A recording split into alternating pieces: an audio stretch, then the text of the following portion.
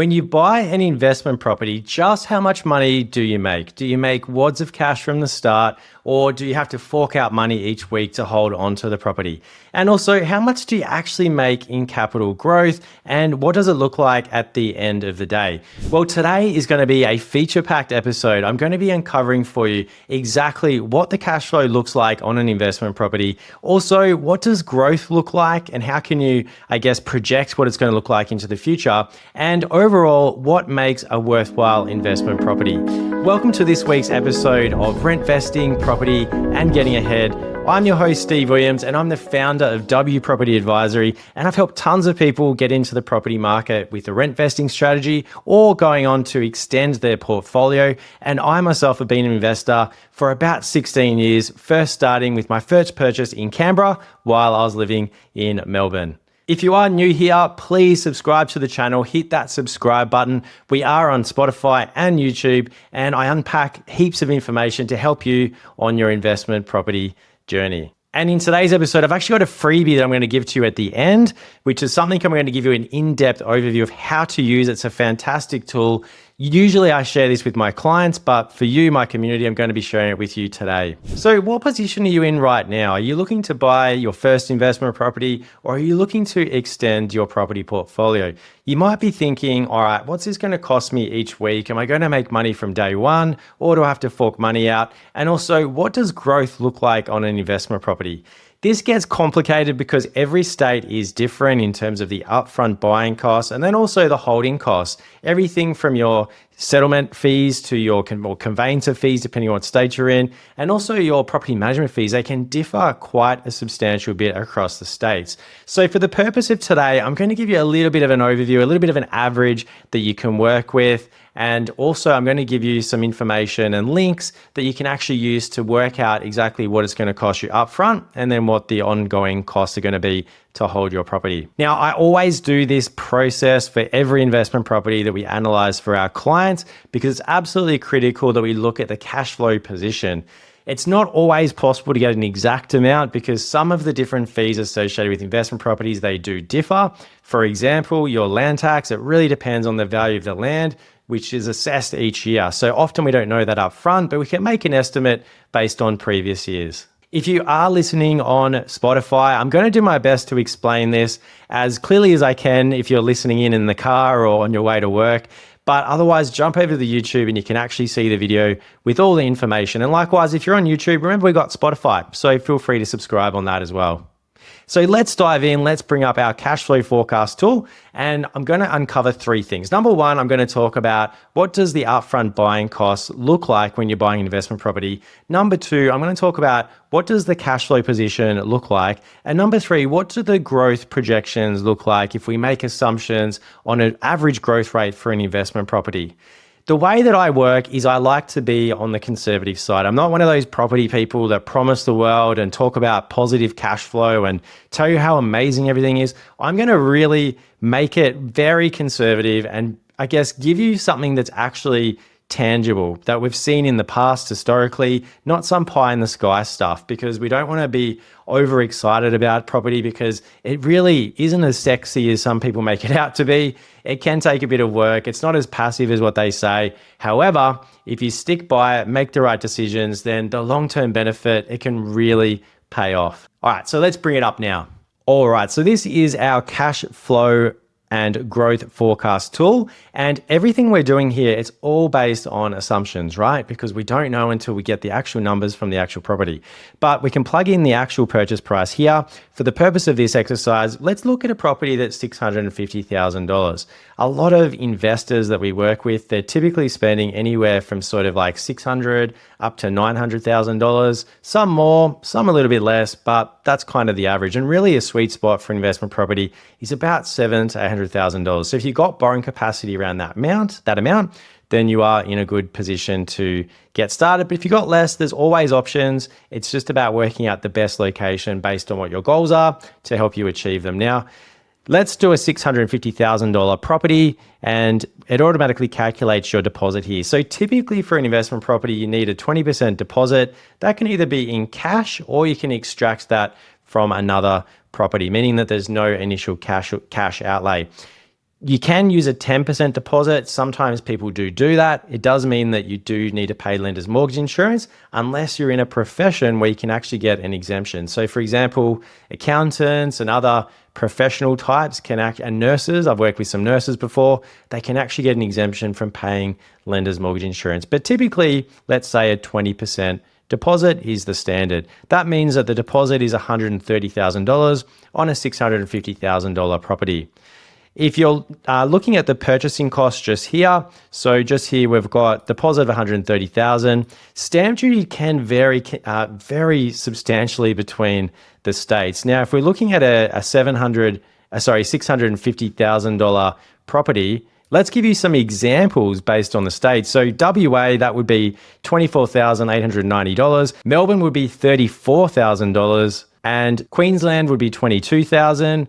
And also New South Wales will be around 23,000. So as you can see, it does vary depending on the state you're in. And I'm actually going to share up above what these numbers are now if you want to take a quick look. All right, great. So let's get back to it.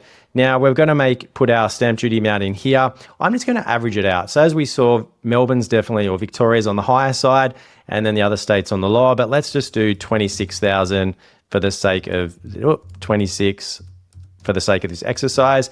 Settlement agent, conveyancer, solicitor, whatever you call it in your state, typically allow for around $2,000, give or take. It does depend on the different fees to run title searches, and it just depends on what different tasks that your settlement agent or conveyancer needs to actually do, but normally allow for around $2,000.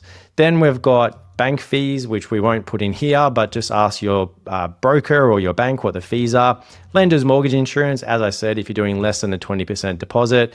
Building and pest inspection, anywhere sort of from like $450, $550 through to $800-900 is kind of a standard. Let's put $600 for the process of this exercise. Then we've got title insurance. Now, this is something that your settlement agent or conveyancer might talk to you about. There's companies like Stewart Title that offer it, and it depends on a range of different factors. But get a quote, but maybe let's say $700 for the purpose of this exercise. So overall, the purchase of this property will cost $159,200. That's based on a 20% deposit. And of course, we can do a low deposit if we don't quite have that amount of money. The next thing we're going to look at is number 2 is going to look at the cash flow and also the assumptions we're going to make. So for a property worth $650,000, the rental income that we could get for that property, again, is going to differ based on the suburb you're in, the location, the city, etc. But for, I guess, a lot of places, the rental yields are typically around high 3s to mid 4s, so 4.5. There was times when you can get yields in the 5-6%. Not so much anymore, more so in regional areas and also in mining towns and locations that are a little bit higher risk. But most investment properties that people are buying, you're going to get a yield of around 3.8 to 4.5%. So let's say that we get $560 a week rent on a property worth $650,000. You can pop in a vacancy allowance here if you like, just means a time that there's no people in it, but I'm just going to leave that as 0. You can chuck in a bit of maintenance reserve. It does, of course, cost money to maintain your asset, and I always recommend to people, always look after your tenants, keep the place well maintained, and look after your asset. And then we got property management. In some states, WA, it's quite high at 9.35. Victoria, it's actually on the lower side. It's more around the 6 to 7% mark. Council fees, again, they vary. Some states like WA, we're talking like $2,000 roughly on a property of this value. Places in Queensland, particularly far north Queensland, can be a little bit higher, probably because the cyclones might wreck the roads and they've got higher costs in managing the town or the suburb. But let's just say roughly around $2,000, or let's do $161 a month like I have in there. These things you can look up on council websites and also ask sales agents, what the actual cost is for council rates for a property looking to buy. Then you've got insurance. We're talking houses here, right? So if you're doing a strata property, just note that building insurance is often included in the strata fees. But insurance, for building insurance, I'm finding most people are paying about $120 to $160 a month.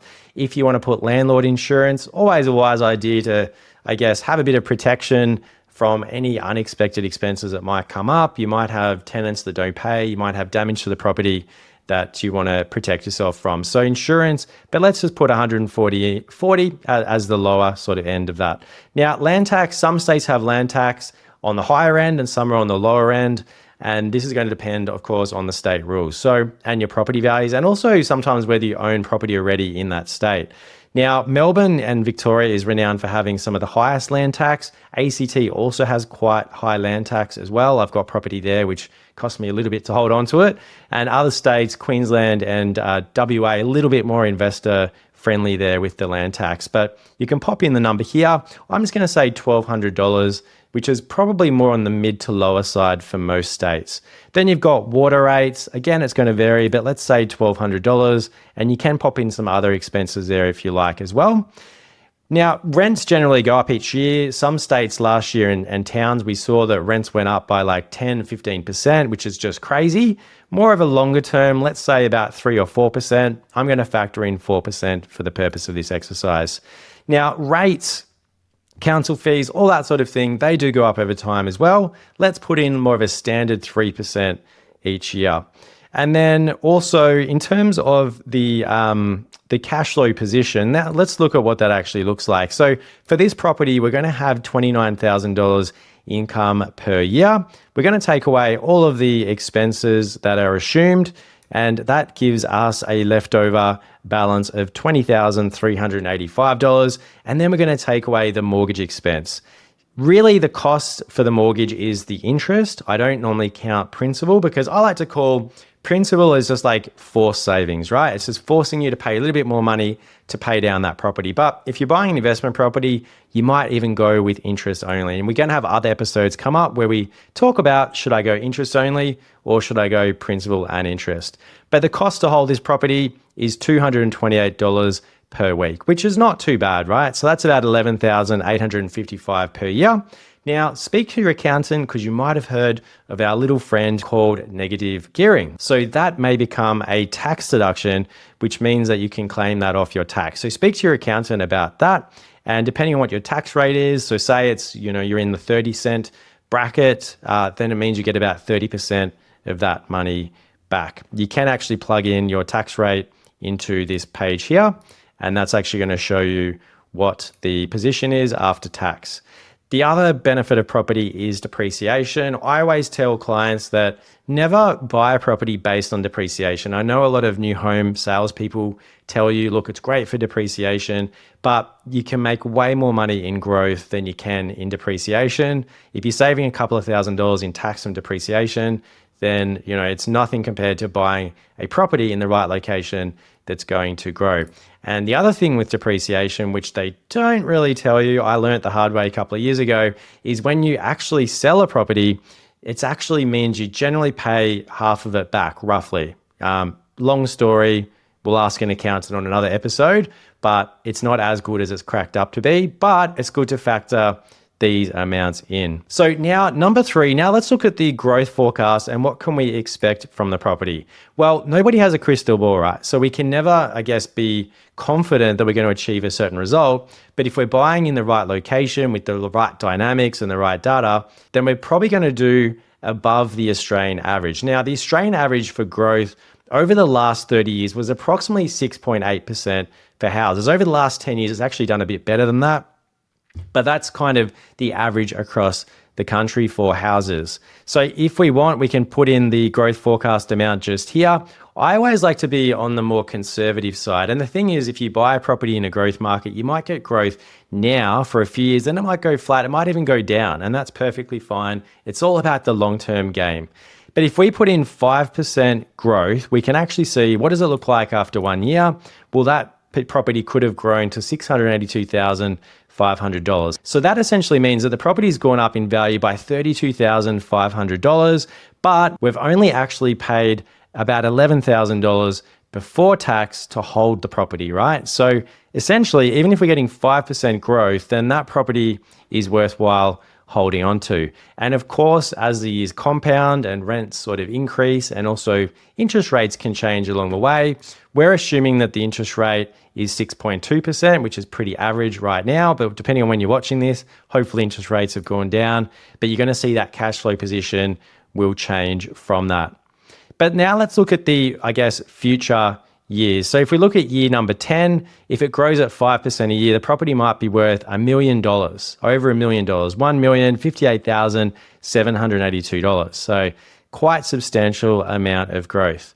And just here, we've got a chart. You can see that the curve sort of goes up in a, I guess, gradual manner. The thing is, property doesn't grow like this, just to be really clear, right? It might go up, it might go flat, it might go down a bit. It might be flat for years and then might have a growth spurt. We've seen that in places across the country. So we always want to be, I guess, more on the conservative side. But as you can see, even at a 5% growth rate annually for the long term, that's going to produce some pretty good results. It's definitely worthwhile doing. If you do have multiple properties, and obviously this is going to make the situation multiply, right? So if you got 3 properties, then you times this by 3, and of course, put all the different assumptions in. But it's always looking at the long term. But you can see based on year 20, if we hold this property for 20 years and we get sort of consistent growth and we get consistent rental income growth, then you can see that it becomes cash flow positive, which, you know, we're basically holding onto the property and the property is growing without actually having to fork out money each week. This could actually happen much sooner if the interest rates go down and our rental income goes up. And you might also do some additions to the property. You might put a granny flat in, you might paint it, carpet it, make it look a little bit nicer to make it more livable and attract a higher rent amount. Based on this property here, what do you think, guys? Do you think we should buy it? I'd love to hear your comments. Pop it into the comments below. Do you think this is more of a cost than you're expecting? Is it cheaper than you expected? Love to get your opinions. And I have promised you that I'm going to give you a little gift, and I'm actually giving you this cash flow tool. You can use it for your investment properties to help assess your properties. Just click the link below. I'm not going to be taking your email address or anything like that because I want you to have this tool. Just remember us. And if you do want to book in a call with me, there's a link below and we can actually go through this and work out the optimal investment property. And if you need help finding it, then we're also here as well. Well, overall, we've done our assessment of the property. And to me, this looks like a good buy and hold property that we can set and forget and, you know, leave it in there for a rainy day. But overall, the numbers are looking pretty good. Of course, if we can maximize our cash flow, our yield, and also our growth, that's the ultimate investment property. Guys, if this was helpful for you, I'd love to see you around our community. So click that subscribe button and we'll see you again in the next episode. Until next time, I'm Steve Williams. Let's Rentvest and get ahead together. All information contained in this podcast is general in nature and does not consider your individual circumstances. You should consider the appropriateness of this information with regards to your individual objectives, financial situation, and needs, and speak to a professional.